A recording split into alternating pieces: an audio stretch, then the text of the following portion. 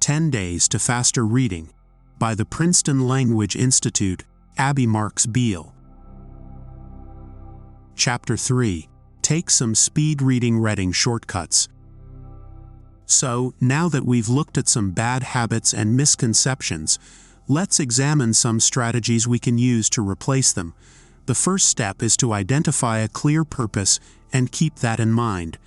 Be intentional about choosing what you want to read and ask yourself, why am I reading this? Contemplate what you want to get out of the text, whether that's enjoyment, personal development, or information that might be beneficial to your career, and then go after it. Next, ask yourself, why do I need this information? This can be especially helpful because it enables you to weed out toxic or useless material. If, for example, you're scrolling through someone's Facebook feed to read the hurtful things they might have posted about you, is that information really going to be beneficial to your life? Similarly, if you're reading notes from a meeting that isn't relevant to your work, why are you reading it?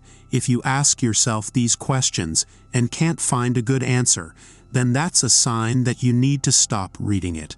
Another helpful step is to preview non-fiction material before you read it. Whether that's a book on personal development or a report from work, getting bogged down in boring details is a common trap with non-fiction, and it can be easily avoided. So, start by looking at the introductory paragraphs and scanning the table of contents to get an idea of where the text is going. If you're reading a non-fiction book, it's pretty much guaranteed that the chapter titles and subheadings will be bolded or emphasized in some way, so you can get a quick idea of what each section is about and determine whether or not it's relevant to you. These strategies probably sound pretty simple, but would you believe that these very simple practices can actually help you ascertain 40% of a text's key information?